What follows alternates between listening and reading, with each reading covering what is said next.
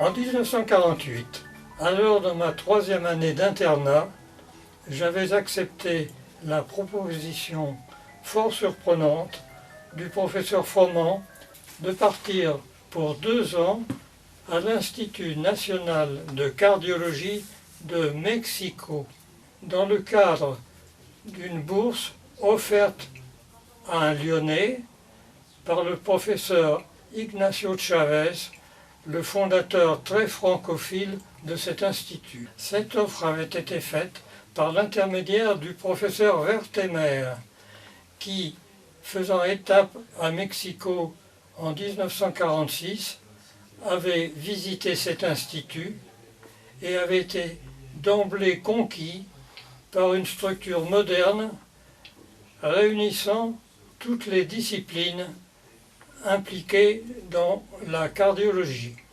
À son retour à Lyon, M. Werthemer insista auprès du professeur Froment pour ne pas laisser échapper ce qu'il considérait comme une opportunité sérieuse d'ouverture pour la cardiologie lyonnaise.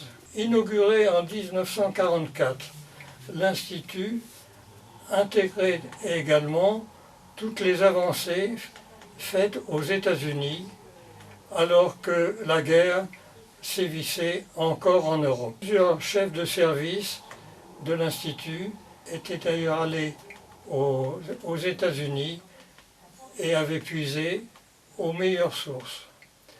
C'est ainsi que, pour le laboratoire d'hémodynamique, là où se pratiquait le cathétérisme cardiaque, le responsable s'était lui-même formé à Baltimore, à l'hôpital Johns Hopkins, et on avait rapporté toutes les modalités de fonctionnement.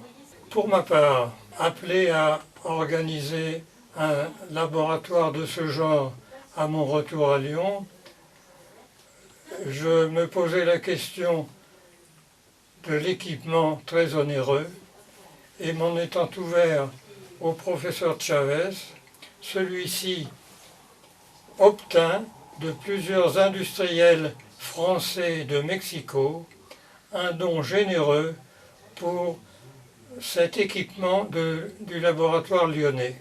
Le laboratoire fut installé en 1951 dans le local du pavillon N.